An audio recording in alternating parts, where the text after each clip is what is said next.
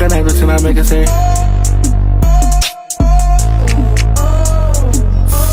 Fuck that bitch and I make it say. This is your girl Blessing. Chado. And this is Ethereal Vibes. And if you don't know what Ethereal Vibes is, this is a lifestyle, a culture, a podcast where we talk about mental health in Chicago, where we connect with creators in Chicago, and we just spread the word and just cover a lot of topics that we need to talk about as a community about how we deal with mental health. So for our first serious topic, we've done a whole bunch of introductions. We haven't really got into the nitty gritty. And for our first topic to get down and get uncomfortable, we talking about religion versus mental health and how religion can affect how we deal with our mental health and how the community should, be more open with how we deal with it, regardless of our religious preference.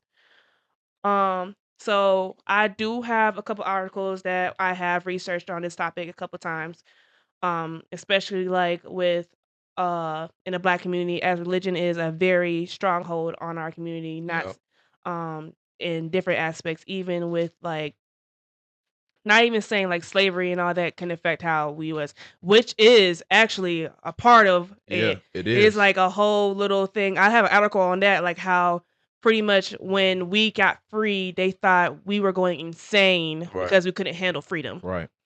So there are so many different things of how religion has affected the Black community and how we deal with mental health in the Black community. Like this article from Miss Monica.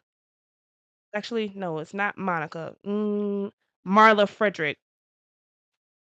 From the Harvard Divinity School. And they talk about how the dialogue is pretty much how they talk about Black religion as a barrier and a bomb, how Black religion, how we deal with mental health becomes a sort of a barrier where we don't take it serious because there's so many rules and regulations on how that thought process is. Right. Like she's a theologist. She's a philosophical theologist, scholar of Black religions, a religious leader, and a person who lives in a depressive condition. So she's also a person that suffers with mental health, Right. who has researched this in every aspect in the Black community. And then she's also a well-educated within. She's been ordained by the African Methodist Apostle Church in the traditional African religion, and to be exact, Yoruba religion. So she's saying had both sides of how communities work. So just not just like regular Black people, but even African community. So she says some things that are really, really true. Like even like the fact that she said in my work in this field as an academic writer and religious leader comes largely from my encounter in the ways Black religious communities failed me as a person who lives with a depressive condition. There are some long-held beliefs that serve as barriers to mental health discourse. On my non-exhaustive list are the following. Suffering is a result of God's punishment. Suffering makes us stronger. Suffering teaches us something we need to learn. Suicide is an unforgivable sin. God will heal you. Your happiness is a reflection of your faith. This is often comes across with phrases like "too blessed to be stressed." So I got a question for you. When she say suffering, in what way do you take it as? I say like in every aspect. There's different types of suffering. Yeah. There's levels to it. Like when you say suffering makes us strong, I think about the people who have said to other people, well, you just gotta fight through it, especially when they're going through like a depressive episode, or when they're going through like people that have schizophrenia and everything, or bipolar disorder, and they be like, well, you just can't be thinking like that. Well, you don't know how their brain is thinking right now, and you're saying all this, and it's really not making them feel better. It actually makes them feel like shit. Yeah. So suffering make us stronger. It's kind of like that's like a thin line of when does the pain, how much pain do I gotta endure for me to be better? Yeah.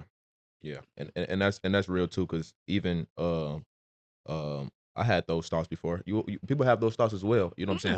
How much pain do I have to go through? How much L's do I have to take to feel, you know what I'm saying, this gratitude again. So yeah, that's yeah, for sure. And then her last two, your faith will save you. Mental health is the result. Mental illness is the result of work of demonic or negative forces. I have something to say about that. I strongly, strongly hate people that think that way Why you say that? because it's not always just a negative like force that does that to you. You could be around the most positive people and it just happens. You can't Yeah. so you can't just Yeah. say like, "Oh, well, you've been around some negative people, so you've been around some people that have that type of energy around you, and so that's why you feel that way." Nah, I've met the happiest people possible. Like prime example is like Twitch. You know Twitch from like that used to be on Step It Up, Yeah. Step Up and stuff. Yeah. He was like literally the happiest dude. Oh my bro, I forgot that he passed. Yes, from suicide. Damn, I forgot that he passed, bro. That is crazy. And now that you said that, bro, yes, this is a perfect example of a person that could be looking so happy all the time that you see their face. You will never even think that they, you know what I'm saying, going through Yeah. this alone when they really are. And especially when you see like they catalog on how much greatness he did, like with all the Step It Ups and all the, especially dancing in the music videos he been, man. Jason Derulo, all these crazy music videos when he was really like coming up to when these artists that he was really in tune with that's big now, he was actually backup dancers when they was up and rising, up and coming and stuff now. So yeah, that's crazy. I forgot. I'm glad you even said that. I forgot that even happened, bro. Yeah, that's why I say I'm like, that kind of thought process. You can't just be like, oh, it's a demonic. You got something on you and this and that and other. Like people go through things. Yeah. Life be life, man. Especially like when it says your happiness is a reflection of your faith, and it says that the too blessed to be stressed. I do have some feelings on that because the too blessed to be stressed is not that you don't have nothing in favor for you to be stressed, Right. but that feeling, it's like a gnawing feeling on your shoulder Yeah. when something's bothering you Yeah, and yeah, when yeah. there's nothing that no one else can tell you. Like you could have everything. It's just like when we had that discussion, like people, what can I say? When we were in high school, I know at least one of our teachers asked us, like, what would you pick? Would you rather be unfortunate but happy? Mhm. Or would you have all the fortune and be unhappy? And that's where the line is with that. You can't be saying I'm too blessed to be stressed when some people are stressed regardless of what they have. Your happiness, regardless of what you have, if you're not happy, you're just not You're happy. just not happy. You can't relate that to your faith. You really can't. If you're just not happy, you're not happy. You could have everything going in your favor, and if you just really truly not happy, Literally, you could have all the money in the world. I think that's the main thing that people crave right now is they think that money is the way of just me being happy again. You know what I'm saying? Not having to deal with these mental problems or the problems that I am dealing with mentally is all financial and all with my living stuff and everything like that. So I definitely think that they think that money is just the rule of all evil. You know what I'm saying? They just think it equals out the equation, man. But it don't. It really don't. You see a lot of these artists are examples. You know what I'm saying? Like I went to a Rod Wave concert that I wasn't even supposed to go to. Had a blast. He ended up saying like, okay, I'm gonna do another tour back to back, and he put our city in there again. I booked it, but he ended up canceling the whole tour just for his mental health. Of course, all his fans were mad, and he's ended up mad at his fans because they so mad that he not, you know what I'm saying, doing that as well. But you have to literally take time for yourself. You will literally go through that and go through all of this and everything and not even think about your mental health. But so like even when all those things, the thing that's just in the back of my head all the time is just the word that my parents always spoke and my grandmother, especially my grandmother mainly. You feel me? So even as a young age, growing up, even when you didn't understand, like you were taught and everything, but you never really understood what God Really? was, what you know what I'm saying, stuff like that. So all I know is I just kept speaking those words, and when I did speak those words, those feelings and those stress and all of that did go away when I spoke those words. I can definitely believe that. And then some of the I rather guess my thought process on that is as a black community, when we talk about religion, it's kind of like it's mental health in religion. When we Yeah, go like the church and everything, yeah, it kind of there's a very thin line of those who care and then those who don't care. I feel like, especially like the harmful ideology behind it. hmm It's just like I don't know if you've seen this video, but it was a while ago, like probably like during the pandemic or something like that. right, And the pastor, she was like a female pastor, and she was trying to pray away the ADHD on a black kid. okay, And I just felt some type of way about that because it's like yeah, you keep saying it's something demonic going on in him. In reality, he just needs some extra help, baby. yeah, You yeah. don't I gotta. see a lot of those videos too. Yeah, like he just the baby just needs some extra help, and it Yeah, does not matter. We gonna love the baby the same way, but you call him demonic. He got some spirits in him. He got this because he's just not acting the way how a normal kid's supposed to act. That's kind of crazy now. Like that's where the harmful ideology comes in, where people are not getting the help for their kids because they so scared to be judged by the church. yeah, And that's not fair to the kid because later down the line, when you talking about some God to them, they ain't trying to hear it. I ain't gonna hmm lie to you. Them kids ain't hmm trying to hear it. And I'm speaking from the fact of I used to be that one kid at one point. And that's the thing too, because when it comes to religion can promote guilt in a way. You know what I'm saying? Some of the Yes. things that you And do, that is so you know, harmful to community. I done met a lot of friends that have parents that are big on their religion as well. So some of the stuff that they used to do or do now gets shunned upon. You know what I'm saying? So it's like um a lot of young people um they tend to try to figure it out, you know what I'm saying, because they don't understand why, they don't understand fully 100% why that they can't do some of the things that they can do because of their religion. Yeah, I definitely agree. And then I rather guess seeing it in person as you get older and seeing how the church community is as you get older. Yeah, There's just so many things that come to light to yeah, you. Like you think you never understood why certain people be like, "Nah, I leave this church," or why they just don't get along with the religion, or why they don't go to church. I ain't gonna lie, I am one of them few people that don't go to church just because I feel like there's certain things that give it a cultish yeah, vibe.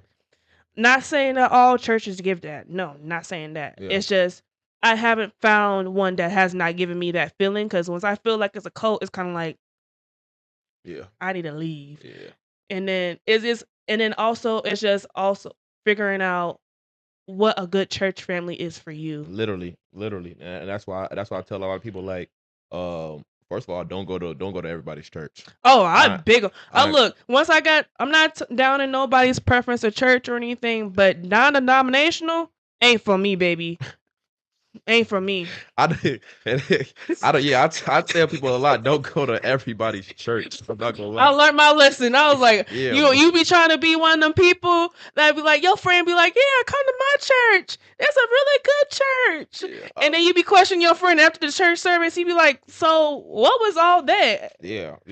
I haven't been to. I only been to I want to say one other church. It's my uncle's though, so it's not like, you know what I'm saying. But I know it's one church that I am going to try. It's actually in Bolingbrook. Pastor's he's also a gospel artist. Smokey Norfolk. I know you was telling me about Yeah, that. yeah, I was telling you about that. So I'm excited to go see that because it's crazy. Is I all this time I've been alive. I've been listening to his music since I was a youngin', but Hmm. I never knew he had a church out here. I thought he only had his church that was in Atlanta. You know what I'm saying? So I'm definitely excited to go see him. But yeah, going to other people's church, I definitely encourage people not to go to everybody's church. Everybody's church ain't for everybody. You're You not feel me? wrong. So it's like find your church, find what's for you. Find because you gonna know. That's Yeah, I your can't. spirit's gonna let you know when you You feel feel me? welcome. You can't explain it to nobody else No, I am, finding your church. You have to especially go to that church I and would feel it. I would say after you get baptized, your spirit gonna lead you where you gonna be. I am not gonna lie, especially because I've gotten baptized. I think twice. Yeah, twice. And I just did for the first time. Last year, recently last year. look at I want to say around my birthday. how did that feel for you? It was amazing, bro. I'm gonna be honest with you. It was truly it was truly amazing because, like I said, I've been at the same church Hmm. since I was in my mother's stomach. You know what I'm saying? I've been So at they seen you grow up. They Type. seen me grow up. I done seen the pastor. I done seen the pastor and his wife. I done seen the his son. I done seen his son. Yeah. I done seen his son. You can adjust it. Yeah. I done seen his son preach now, and now I'm seeing his daughter in praise and worship and everything now too. So it's like That's weird. it's beautiful to even be a part of that. Honestly, I'm gonna be honest with you. But to Yeah. to be able to be at my church has always gave me that feeling. Now You we know what I'm having saying? technical difficulties. Yeah, we And are. we back. Nah, we back. We had some technical difficulties, y'all. Yeah, we back. We're back. But back to what I was saying. Um, I've been going to my church. Living Word Christian Center is the church. The pastor is Bill Winston. So I've seen him. I'm saying preach. I've seen his son preach. I've seen his wife praise and worship. I've seen now the preacher's son, his daughter. I've seen her in praise and worship and everything now. So it's just surreal seeing those type of moments now. You know what I'm saying? Especially from when I was younger. My uncle works there, security there. He met my auntie there. You know what I'm saying? They got married. Now they got two beautiful kids. A third one on the way. You know what I'm saying? So it's It's a very family church. yeah, it was beautiful, man. I've been going to this church for so long, and like I remember one time when I was going through depression, I had went to church with my grandmother. I don't even know why I went. I don't even know how I even ended up at my grandmother's crib because I was never around for real. I was in my room, you know what I'm saying, on my own stuff. But I did, and at the end, um my pastor will bring people up or just call on people who feel like they need saving. You know what I'm saying? And he will pray for them and just lead them to the right pathway. And um every time that happened, I never had the urge to get up. I never had no reason to get up. I never had no, it was just, you know what I'm saying? Mhm. But recently when I did go, just all the thoughts I've been dealing, the things that I've been dealing with, the pressure that's been on my back, and I just wanted to be forgiven. You know, I just wanted to start over with with me in general. I felt like I needed to forgive myself first, but not first, but needed to forgive myself because he already forgave me. I just needed to do the work that he wanted me to do. You know what I'm saying? So it was a big step for me. You feel me? Because I seen all the signs and all the work that he was doing in front of my face unfold. And sometimes when you see it, it don't look real. You know what I'm saying? So when I say that it don't look real, like you don't even want to even touch it because something that don't look real to you is kind of scary. You know what I'm saying? Yeah. It's almost something that's like a reflection, like when you look in the pond or something like that, or like let's say example Lion King when Mufasa seen his father in the lake. And you could like you trying to grab your father, but you just can't grab something that's not there, but it look like it's there. You know what I'm saying? Yeah. So that's what the feeling was for me. You know, but actually getting saved and it just felt like a just free, bro. I felt like I just really just I'm just free. I'm just free. I'm forgiven. I forgave myself. I feel like I'm just freshly new. You know what I'm saying? I'm me. I can do what I need to do now. You know what I'm saying? I'm forgiving myself. After before he already forgive me. You know what I'm saying? I just needed to see it, and I just needed to accept it as well because it was hard to forgive myself and to let myself just be transparent with myself. So yeah, it was a great. I'm glad I did that for sure. Okay. So I'm not done with this article. She was talking her thing on Talking, it. yeah.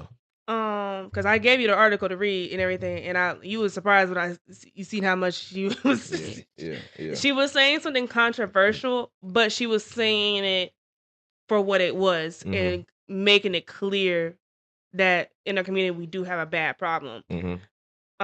So I'm gonna just read a couple of things that she just said after the fact of what I said earlier. See that these beliefs are sometimes the few statements I said about what we believe in a community about religion and everything, and how we perceive suicide and mental health and everything.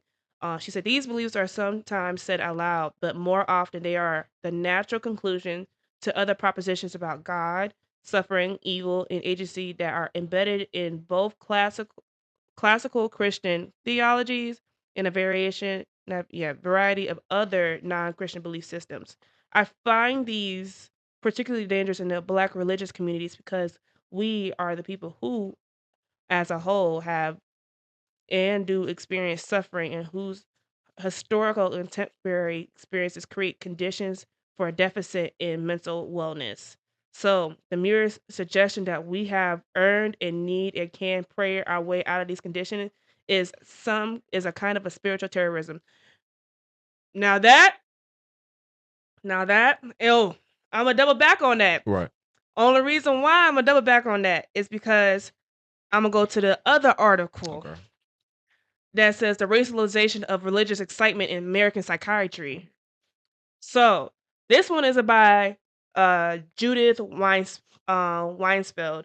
She was going back in history of when there was an uptick of African Americans in psychiatry facilities.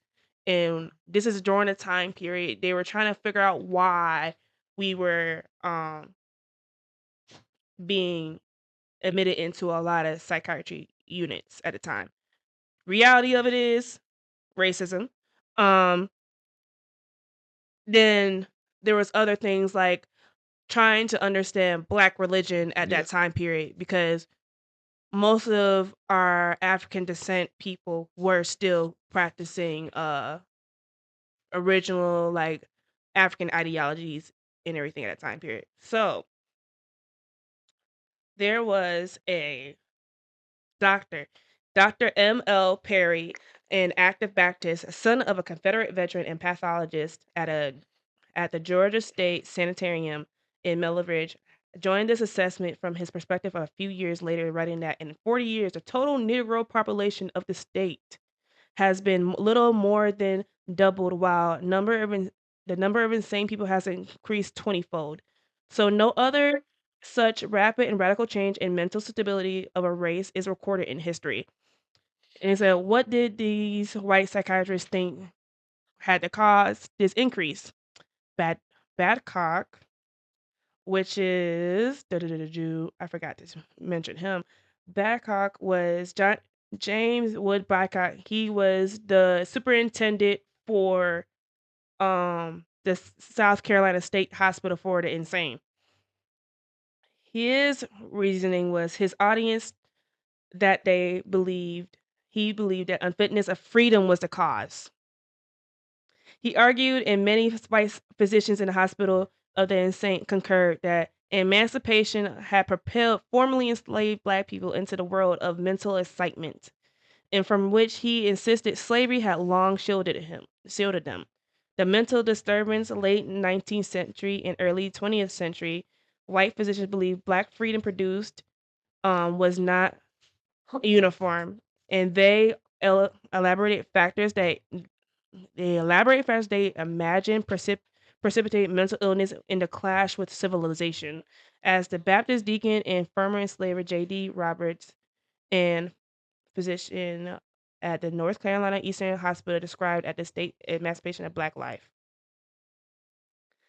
So, and then they said these precipitating factors included such things as hereditary senility, injury, alcoholism, and syphilis. Mm. Mm. The certainty of mental medical professionals that along Mhm. with these religious excitements spurred by Baddock described as agitating novelties in religion, contributing significantly to psychology disorder in Black people is a striking feature of these accounts. So we had white people really trying to tell us that we had stuff wrong with us Yeah. because we were free. Yeah. Yeah. So when you look, this is when we talk about like the generational trauma Yeah. and everything with that, because I ain't never heard freedom is the reason why I'm going crazy. I'm pretty sure I'm gonna go crazy because I ain't. You took the shackles off me, but reality is I had to build my whole life from scratch, and I have nothing Yeah. did nothing Yeah. for myself at the age of 40. Yeah. Like, let's really put slavery in perception it's at this time period. Yeah, because it's gonna look like we're crazy. You just gave us something that we never had. The one thing that we wanted, you just gave us something we never had. Of course, it's gonna look like that. And of course, they're gonna want us to believe that we're acting crazy. They want us to believe like if you give somebody they never had a $10,000, you give somebody $10,000. What you think they're gonna do with that $10,000 first time they get it? When she said the mere suggestion that we earn, need, or can pray our way out of these conditions is some kind of spiritual terrorism, that is literally terrorism in religion. Literally. Because at the same time, during slavery, Black people were forced into Christianity. Right. Not saying that we were never into Christianity at the time. You had to think about the people that came from Africa. They were not studying Christianity. Let's be for real, people. They were not studying Christianity because they were still studying African deities during that time period before they came over here. Yeah. So they were throwing them with the book for Christianity. And then on top of that, they weren't teaching them actual Christianity. They were teaching them things that can manipulate them to do what they need to do and not feel like they're going to get killed by God. Mm-hmm. So that's where, when it says that we earn, need, or can pray our way, and that's where I be like looking at certain people, like, we can pray, but we gotta. This is where the whole concept of I had this conversation with, I think, a while ago I had a conversation with one of my previous coworkers because he was like heavily into the church, and he would me and him would get in debates about it. He was like, so what's the difference between faith and manifestation? And I broke it down to him in this way. I said, faith is you can have faith, but you can never act upon it. Okay. Manifestation is you have to put the work for you to get that. Right. Okay. You can always have faith in a situation. You can be like, okay, it's going to work out, but there's nothing that in your control that you can do. Right. Okay. For it to happen. Okay. Manifestation is you actually put it in the work. Think of it like, oh, you outside, you trying to grow a tree. You got 2 different seeds and everything. You just pray for one all the time and just hope that it's gonna grow. Right. But you're not doing nothing for it.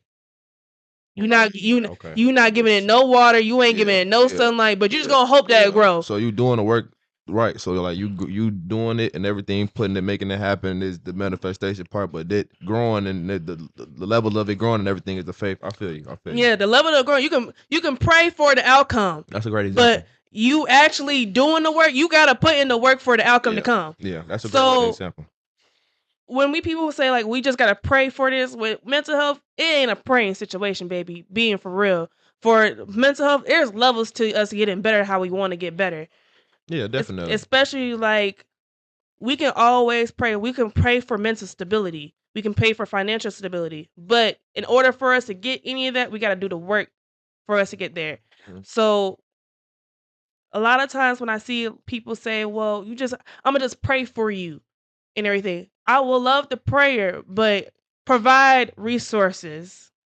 If you want to see that person do better, especially if you know they're struggling and they've come to you and be like, I'm really struggling. I need some help. You can't keep saying pray for you, baby. I'm not going to lie. You can't keep saying that. At a certain point, I'll say a prime example of this was my mom. Mm-hmm. When Malik passed away, the first thing she told me, and this is you know how my mom is, she going to pray her down to the ground type of lady. Yeah. The first thing she said to me as soon as I got in the car is, you going to therapy. You got to put the work in for this. This ain't going to go away. It's not.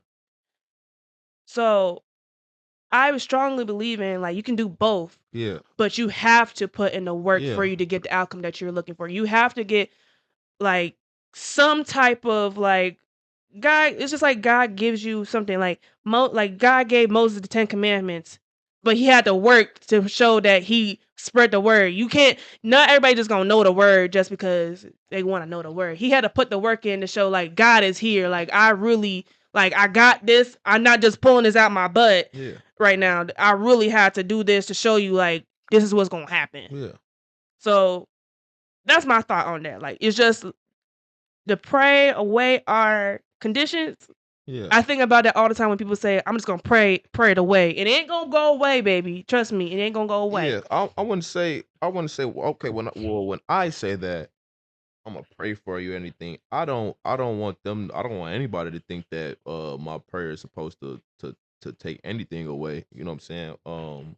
Yeah. I don't necessarily think it's gonna take it away, but just speaking the word over you, um, it's instilling the faith in you as well. You know what I'm saying? Yeah, I would definitely agree with that, but there's always that select few.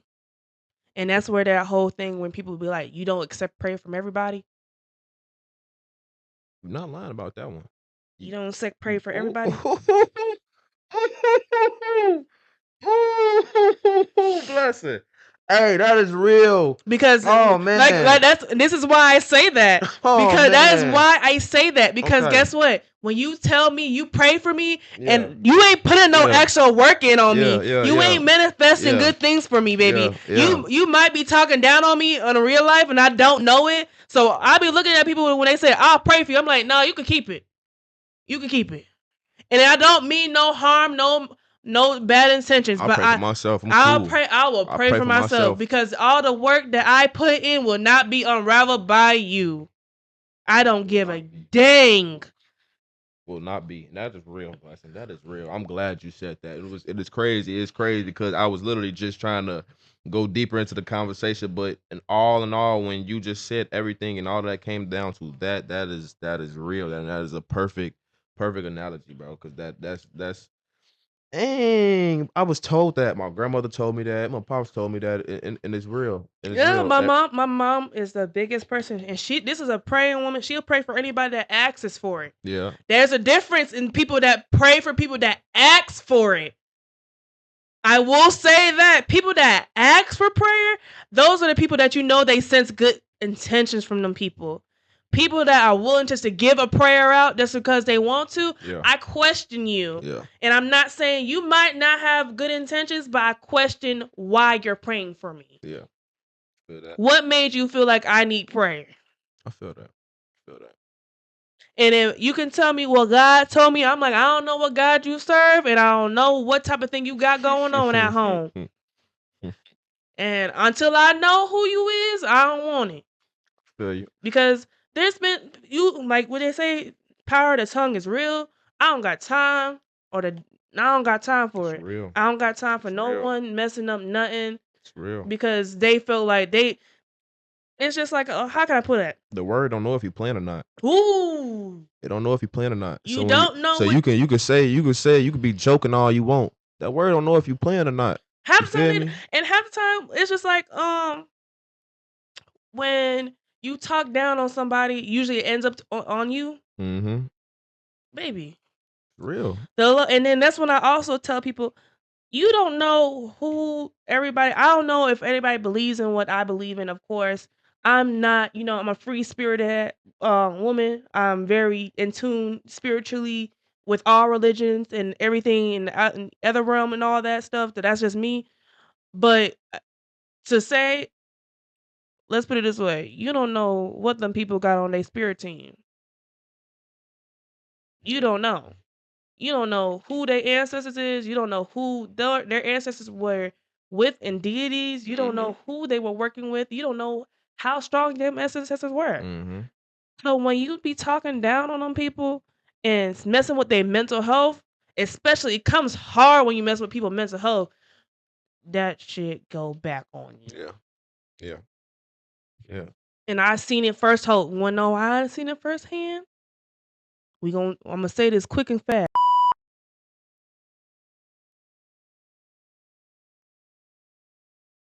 You ain't never just name drop. I don't give a damn. Ah, damn.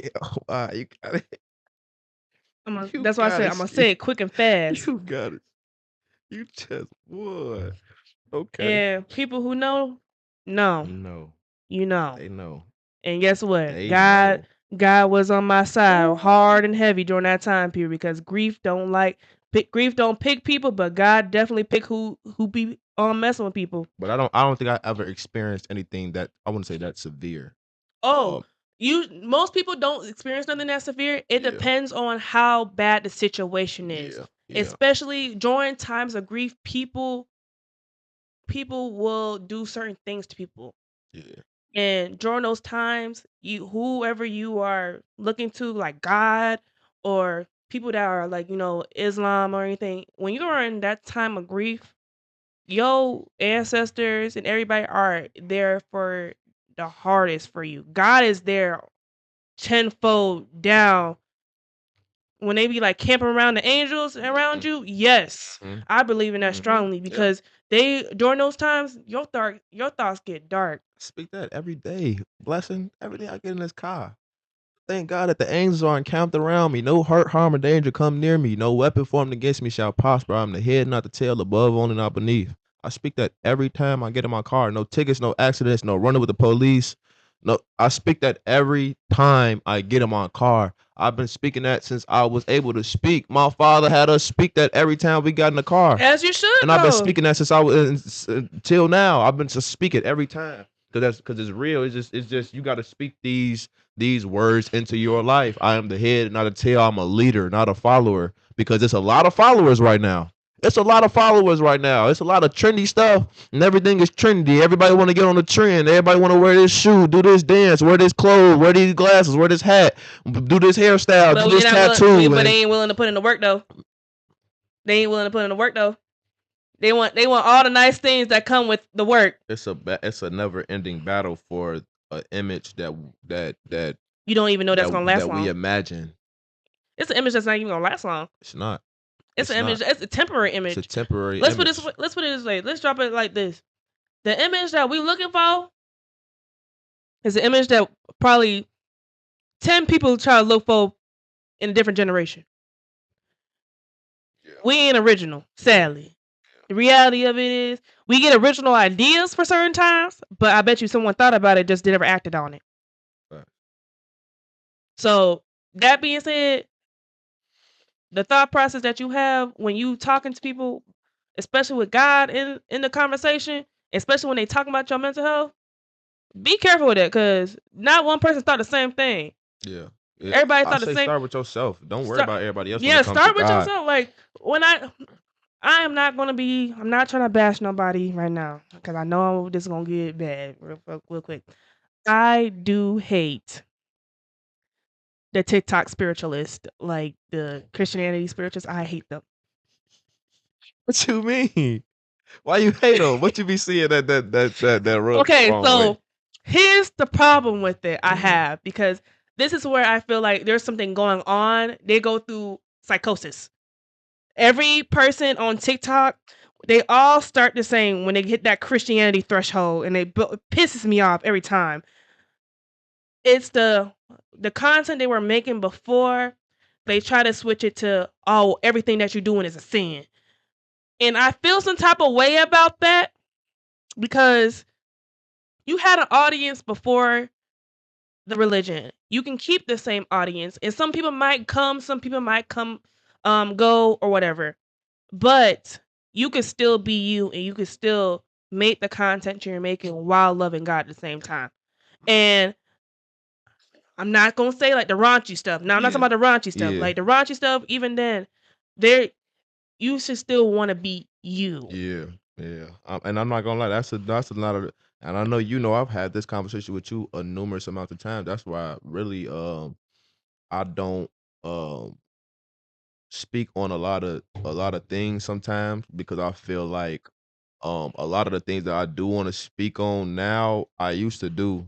So it's like the same thing like when I be telling the youth like coaching our kids and everything like that.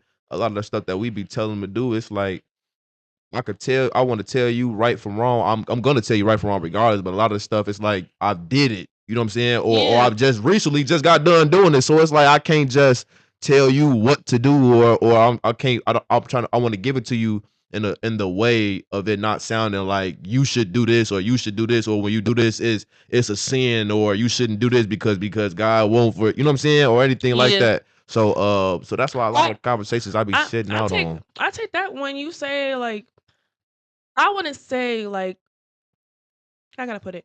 We shouldn't be able to tell anybody what to do because or give advice on it because we did it.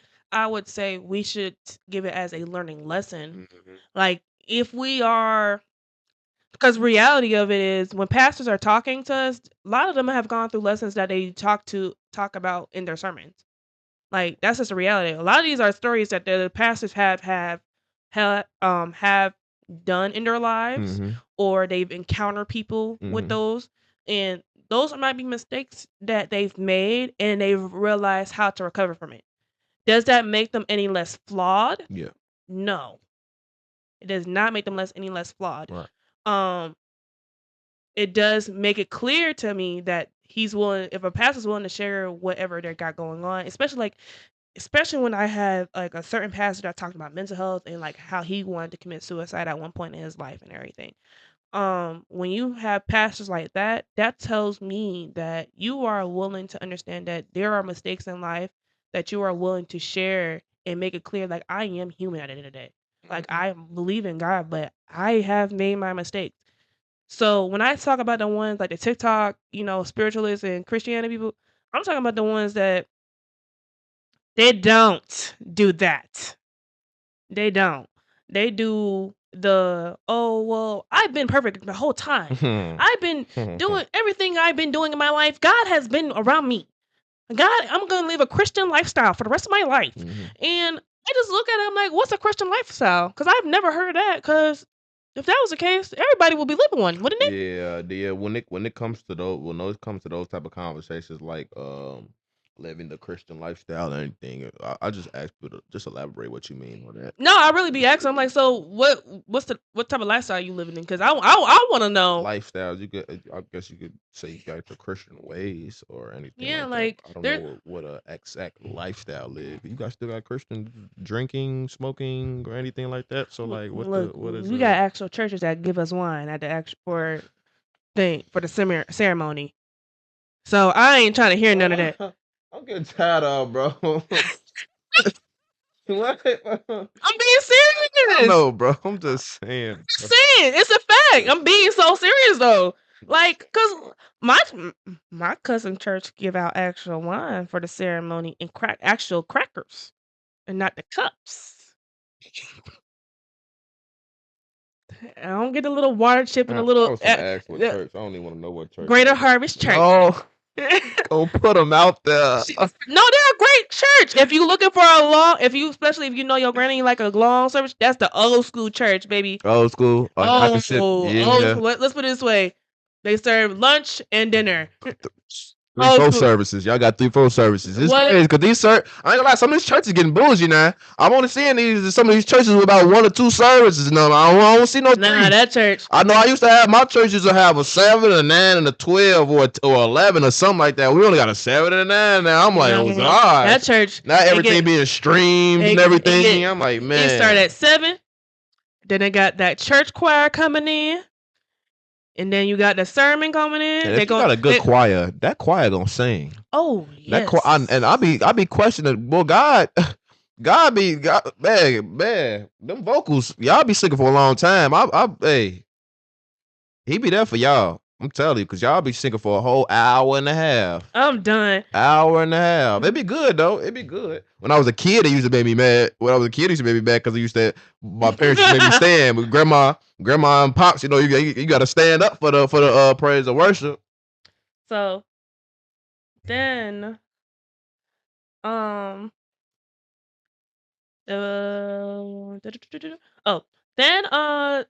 she goes on to say, to be more personal, when I tell my own story in that my family's in my book Bipolar Faith, one point I'm trying to make is that people who experience enslavement, sharecropping, sexual violence, war, poverty, ongoing state violence, reproductive injustice, and migration that is described as voluntary, but is largely spurred by fear of lynching and land robbery are understandable, but not okay. We can give the clinical diagnosis and we can recognize the trauma and astounding resilience that exists in the African American experience, thus to cultivate Black mental wellness in the dimension of the goal of Black liberation right large. And in any implication that God's wills abides, uses, and ignores these experiences is a faith that we can and should throw away in the trash. That's what she's not lying. She's not lying. I also believe that Black religious communities have been, can and should be places of spiritual liberation for those who have live with mental health challenges. As a matter of theology, these beliefs and practices that are sustaining and helpful, I will list the four that exist within theistic traditions. Suffering sucks. Full stop. God knows us from inside and out. God is everything and everyone. God does not abandon us ever. And that's true. That's like these are really like if all churches had the thought process of putting these four statements first Mm-hmm. when you're dealing with mental health, especially like when you're dealing with like a Black church. I don't know too many like other churches like that, like other races of churches and how they work Yeah. operate. So I can only speak for our community, but if the Black community with our churches would put those four statements first instead of the first thing when they hear, "Oh, I'm depressed," or "Oh, I might want to take my life," is that's a sin. How about we say, "God knows you. We gonna fight this. I'm sad. I'm upset. Not even upset. I'm sorry that you're suffering this much." Yeah. Statements like that would transform how we deal with mental health and how person comes to another person about mental health, especially when you are growing up in the church. It's like I would say the most hurtful thing that I've heard from a person is just from like my own sister, because the sister you not the sister that you know, not the sister that y'all know, but my sister in Colorado. She when we lived in Florida, she was trying to become a part of the church, but they found out her sexual preference, meaning like the partner that she prefers and everything, Mm-hmm. and they were like, "Well, we can't do that here." Mm-hmm. So that sent her in a spiral. Like, well, we just really can't do that. They kind of just like shunned her, and she's been going to that church since she was a kid. I seen a video. It's crazy that you said. I seen a video. I don't know.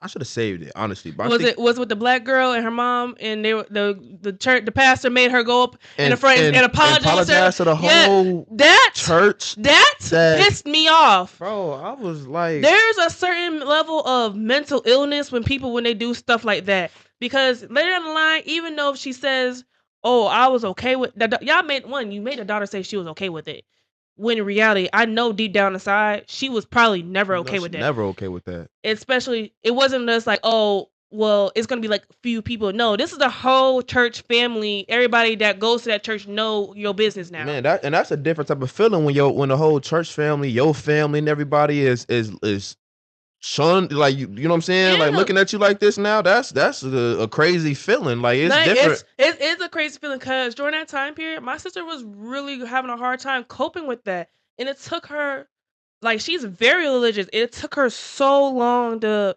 understand, like, why am I going through that when I've been with this family for so long, and I thought they would stand by me regardless of what's going on. What's going on? And I know certain churches were like, "Well, I just don't believe in that, this and that," but you don't just turn around your people like that. Yeah. You don't do that. Yeah. That's not fair collectively. Like, you don't go and just say, "Well, I just can't. I just because my beliefs, I just can't have you around no more." That's kind of messed up. It's just like when people tell me like their sexual orientation or anything like that. I don't give a damn. Right. As long as you treat me right, I'm gonna treat you right, baby. Right. I don't care. So seeing that happen to the Black community a lot, that's why I say, I'm like, if we had took those four statements, like suffering sucks, God knows us from inside out. God is everything and everyone, and God has never, will never abandon us. If that is the first thing that we say than anything else, how we deal with mental health in this community would be so much easier. That's how I started. That's literally how I started. So that's why I say getting your relationship with him. Forget trying to go to I ain't gonna say forget trying to go get some help from somebody, but I'm saying like I'm saying like forget listening to everybody when it comes to the word of God. Go do your work. You know what I'm saying? Go grab a Bible and go start reading. Go start doing your research. Go start doing whatever you need to do to get closer with him and have that relationship with him. Because a relationship with him and you, that's what's gonna cultivate you, and that's what's gonna liberate you. You know what I'm saying? That's what's gonna liberate you and set and you're gonna feel free and open to talk to somebody. You know what I'm saying? This Yeah. is a relationship with God. It's like that best friend Never thought you could have. you know what I'm saying, the way you can tell all your secrets to or everything that you're going through and never be judged. That's the relationship with God. So the relationship that they want with a real person, you know what I'm saying, with one of your friends or something like that, go seek it with God, and it's gonna liberate you literally. Yeah, and then I had recently had this conversation with somebody. She was like, can't I think I forgot how the statement was. Uh why can't we all just I rather guess she was trying to say why can't I don't know how she was trying to explain it because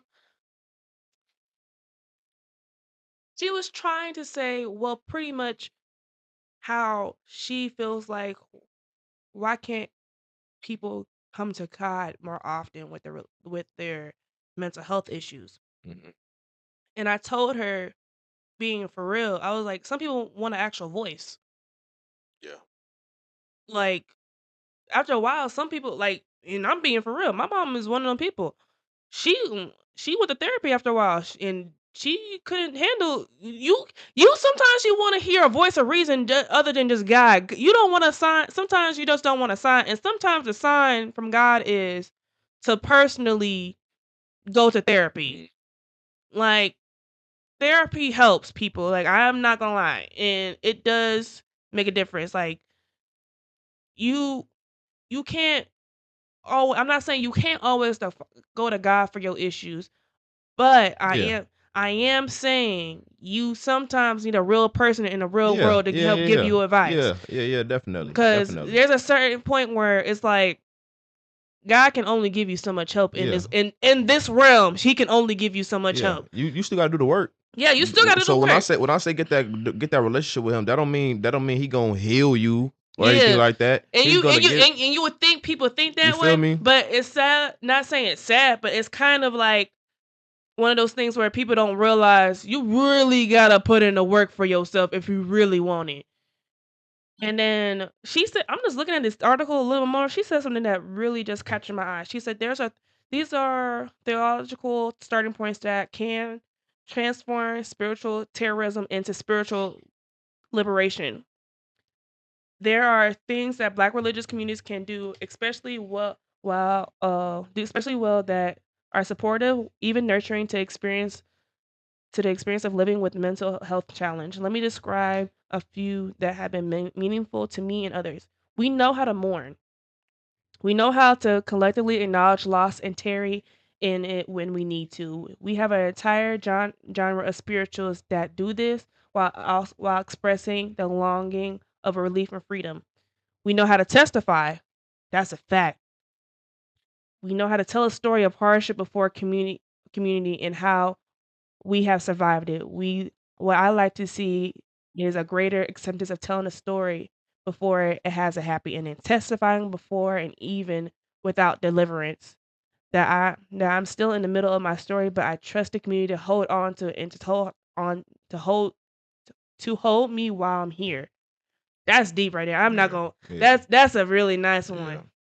And we know about the embodied community spirituality, meaning even the naming of mental health suggests that somehow disconnected or a different form of physical health we know isn't true. Mental health is a part of our physical health. The separation in the hierarchy of soul, spirit, and mind, vice body and earth is a problem that Black religiosity at its best enchews. In our spiritual toolkit, we have embodied practices, including aesthetic worship, dance, spirit possession, earth grounding, and these are things that we often do in community with elders, ritualists, and musicians who know how to both cultivate and release these forms of a spiritual embodiment.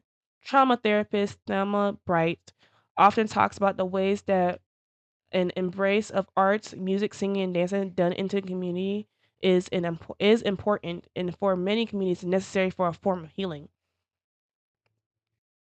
So some Black religious traditions have prayers and rituals that are particularly meaningful about mental health. And the Black thought, New Thought tradition, affirmative prayers function as both as a goalpost and a core spiritual practice for transforming one's thoughts and life in a positive direction. Embodies embrace in many therapeutic strategies, meditation and contemplative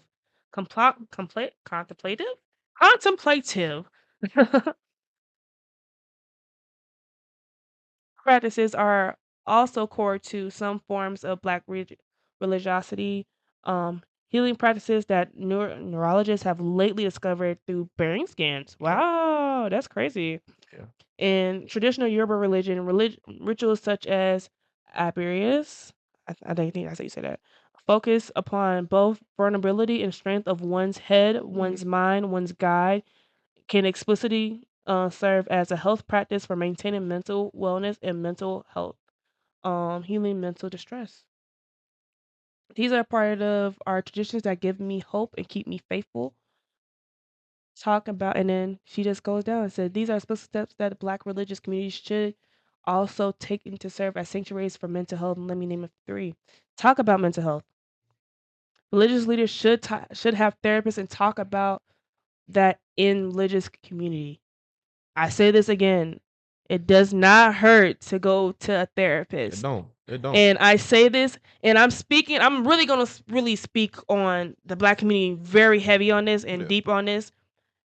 We not judging you if you go to therapy. No, nobody's judging y'all if y'all go to therapy. I went to therapy. I didn't stay. I'm gonna be honest. I'm gonna be honest. I'm gonna be real honest with y'all. I didn't stay, but it was just like Stepping stone. yeah, it was.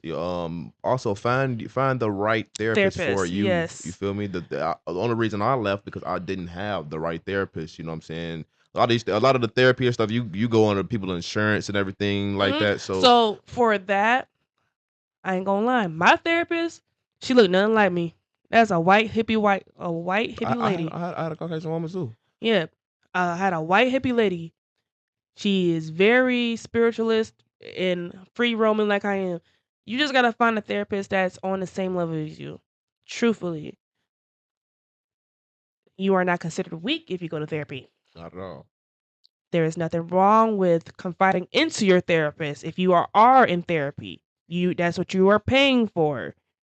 You want everything that that goes in on that I called man on the clock one time. yes. I called. My therapist's her name is Jamie. She know me so well. She called me. She's like, I missed you. I missed you too, babe. The first time I didn't even have her number. I went so far as emailing her at work, and she ended up sending me her number right through. End up having a whole conversation right then and there. Yeah, it doesn't hurt, and especially when we say, just having therapists, like find a right therapist. And when I say find a right therapist, guys, there are so many levels to finding the right therapist that you don't realize. You can put Black therapists in the search engine. You can put Christianity therapists. You can put an Islam therapist in there. You can put so many different therapists because they literally have so many subsections for each and every person because they want to help. Being truthful. And if you can't afford therapy, there is a nonprofit foundation for free therapy. And I'm also trying to work on getting to that point to help provide that. We are working on that. We working on some things to even get to that point and everything. But all in all, like religion can be viewed in 2 different ways, truthfully, like when you're dealing with mental health in this community. Because truthfully, the Black community just needs to be more open-minded. Especially if you're very, heavily into church and everything. I just need y'all to be a little bit more open-minded because these babies are out here hurting. People are out here hurting because they scared they getting too judged. They've gone to church before, got judged. And so when they come to your church and they hurting, they don't want to be judged also, y'all. Being for real. They truly don't.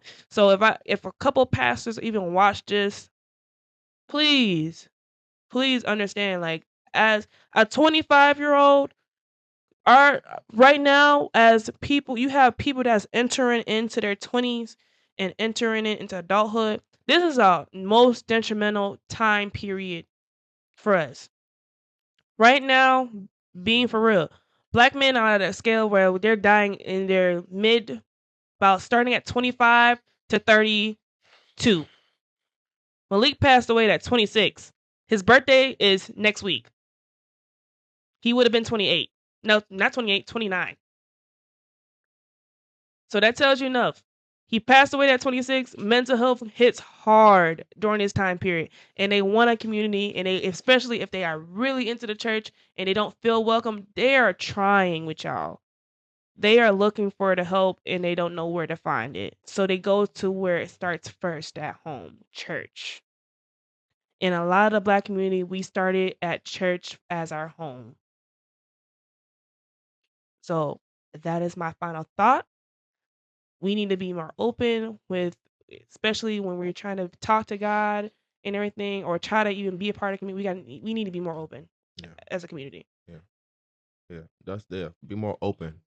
When it comes to religion, speaking the word of God, speaking the word of God reduces a lot of things. It reduces stress. It reduces your anxiety. It reduces a lot of things. But also you have to do the work as well. You know. You have to. There's so many different ways you can view it. You can view it in the most negative way, like religion is just not for me, and it might not be for you. But for the people that it is for, and the people that have been longing for that relationship with God and everything, and are struggling with mental health, baby, we ain't judging you. We open you with open arms. We on the same path as you, working for the same thing. Peace. Man, just liberate yourself. It's a way to liberate yourself. Finding that freedom. I'm gonna say this. I don't know who need to hear this. Finding that freedom, it's gonna click one day. It's gonna click in a way where you finally can just say, I'm here. There's no more dissociation. There's no more saying, I don't know how I'm gonna make it to the next day. There's no more of that. But when you say, I'm finally here, meaning that you can live in the presence of how you are feeling without regret, without guilt, without any type of thing that feels like it's weighing on you, you are here. So cultivate yourself. Ooh, grow yourself. Liberate yourself. Ooh, yes. It's all in the works of it. That's why I keep saying, worship his word, speak his word, but also do his work. You feel me? You right where you're supposed to be, bro. God give his toughest battles to his strongest soldiers. I hate that statement. I ain't gonna lie, I do hate that statement because I be looking at myself like I'm tired of fighting, bro. Well, I'm but you're not wrong. You're not wrong. I've been seeing a lot of that as well. I'm tired of seeing. Yeah, so here I'm tired of it. I'm just like you, tired of seeing that. I'm tired of seeing everybody post, why did God think I was this strong, or why did God make me this strong? What do y'all mean? What y'all mean? But then again, that goes back to that whole point. Suffering is a what? Okay. Suffering is a what? Okay. That goes right back to that, being for real. Okay. Because suffering what? Sucks. It do. I'm not saying that. I'm just saying. But I know what you mean. But yeah. I'm like, that goes back into that whole thing. Like, suffering makes us stronger. I mean, I wouldn't say suffering makes us stronger because people break. When people put it that way, maybe the way that they think about it is literally how they see it. But I think about it in a sense of like you growing up in the burbs or compared to you growing up in the trenches. You know what I'm saying? Like, I there's so many different versions. Like I said, and that also goes to the whole thing of there's so many different versions of suffering. Yeah. But we hit an hour, baby. Liberate yourself, man. Ooh. The song is playing right now. Healing is gangster. I speak it every time. I'm not telling y'all no. You feel me? I'm not gonna speak on nothing or tell y'all anything to tell y'all should do this or y'all supposed to do this. Every time I speak, bro, So when y'all see me speaking the word of God, this is all my experiences. These are all. I'm not gonna give anybody anything unless I've been through it. Well, I'm gonna tell y'all it's okay to Facts. do this. It's okay to do that. So when y'all say it's okay to heal, it's okay to grow, it's okay to liberate yourself, because it is okay. I'm not gonna tell you need to. When in all reality, you know you need to. You telling yourself that you need to. I don't need to. You already doing that. I'm gonna tell you it's okay to, because a lot of people want to, and they want to in their shell because they don't want the attention of doing it. They don't want the spotlight of them having to do it, anything like that. But if you want to be real, you gotta heal, nigga. Nah, but we gonna end that. We gonna end this episode just like that, because being for real, we did that serious. We ain't never gonna lie to y'all. We ain't gonna lie. I built this platform on me being raw and authentic from you see me struggle on the street trying to get these DJs on the mic. Trust and believe. You think I'm gonna start now? No. Everybody that know us know that they probably wouldn't have ever saw us doing this. No. Especially me. A lot of y'all that know me, y'all know I probably would have never been in this space of doing this. And I appreciate everybody who appreciate seeing the man that I've becoming. You know what I'm saying? I've always wanted to become. You know what I'm saying? So this is so what y'all seeing right now is the person that I've always wanted to be. I've always wanted to be a voice of some way, but never wanted to be in the spotlight or anything like that. But sometimes you just gotta be. Sometimes you gotta take it. You just gotta take it as it is. Well, if I gotta be in the spotlight to be what I want to be, he ain't had an option, y'all. He ain't had an option. You feel me? She definitely ain't give me an option. I definitely ain't give him an option. Sometimes you gonna have friends as well that's gonna stay on you. You need friends that's gonna stay on you. They stayed on me. I presented it as an option, but it wasn't really an option. It was either I seen something. Yeah. While she proposed, while she gave, so like when she proposed the business proposal to me, she gave me the opportunity, gave me like a week or two to go think about it and everything. While I'm thinking about it, she's still buying the mic. She's still buying this, buying that, because she already know. She just knew. She had that back faith. You had that faith that it was gonna happen. And she was doing the manifestation, buying all the mics and everything to have it come with it. Let's put it this way. God knew to put your ass back in my life. Because the way that he came back in my life is hilarious to me every single day I think about it. It was just him coming over my house because I wanted my best friend to come over. And that was the first time he had tried my cooking, and he ain't leave ever since. Bro, that's my brother. So if her best friend ain't here with her, then he 9 times out of 10, bro, with me. So yeah, it was one of them days we came over here. So now we done turned this into Sunday dinners now and everything like that. So that's God's work, bro. That's God's work, giving me the friendships that I've always wanted and always needed. You know what I'm saying? So I thank him every day for this opportunity and this friendship that I have. Yep.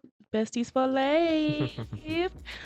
But we're going to end it like that because we supposed to be at Slot and Sound Architect set right now. We sorry, Slot. We on the way. Ace, we on the way. Not Ace. Sound Architect. Slot. Ace at the crib. Ace at that? No. I see Ace name on there. That's Sound Architect name you seen. Okay. All right. But gotcha. This is Ethereal Vibes. This is Blessing. Channel, your boy. And we're going to end it like that. Peace, y'all.